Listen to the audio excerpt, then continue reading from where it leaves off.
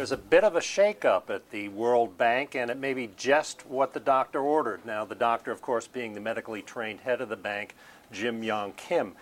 He's proposing some big cuts, Chris, and some efficiencies, and it looks like a good idea. What's going on? Well, when he was appointed just over a year ago, everyone was worried that he wasn't a financial man. Normally they go for a banker. He came over from Dartmouth. He was the president of Dartmouth, medically trained. And exactly, but he's sounding exactly like a banker and a management consultant at the moment, talking about synergies, talking about cost savings. So he wants to slash about $400 million off the bank's budget. That would be about 8%.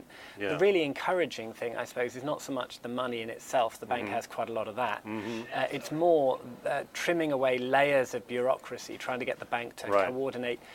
The big problem with the bank, of course, is that it takes so long to get the loans. There are so many strings attached, so many layers you have to go through. And it also has competitors out there. I mean, we think of this as it's certainly not the lender of last resort. Who else is out there competing with? Well, it used to have a really captive audience, and then of course, the likes of China and India now have access to capital markets. But you have a lot of these state development banks, state development banks, private the likes of the Gates Foundation. Now, to put it in perspective, Brazil's development bank now lends twice as much as the entire World Bank group, just within Brazil. Okay. Now, this, of course, is coming against the backdrop of its sort of sister lender, the IMF, is opening its meetings in Washington, I guess, tomorrow, right?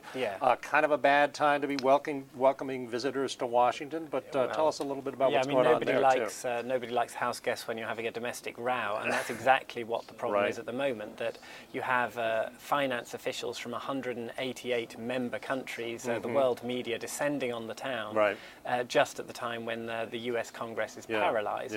But it does symbolize a deeper problem, because the IMF 3 years ago had a big reform package. It was designed to give more power to emerging market economies like China, like India. The US Congress has just simply not ratified it, so it hasn't gone ahead. Congress is sort of showing it's not performing well domestically, it's not performing well on the international stage. What can we expect to come out of these meetings? Anything interesting, anything surprising? That is a tough question. I think the big focus is probably going to be the World Bank reform package, trying to update this institution. And what are the chances that these are proposed cuts? And cuts are always unnerving for people, especially who work at the bank. What has to happen? Are these sort of a slam dunk? Are they definitely going to be accepted? Well, the World Bank is tough to reform. It has, as I said, 180 or so member countries, and many of them need to approve any reform before it goes through. I think cost cuts, though, are one that is usually an easy sell when the countries are footing the bill. Okay. Well, we'll be watching that. We'll be watching the meetings with the IMF in D.C., and in the meantime, stay tuned for more breaking views tomorrow.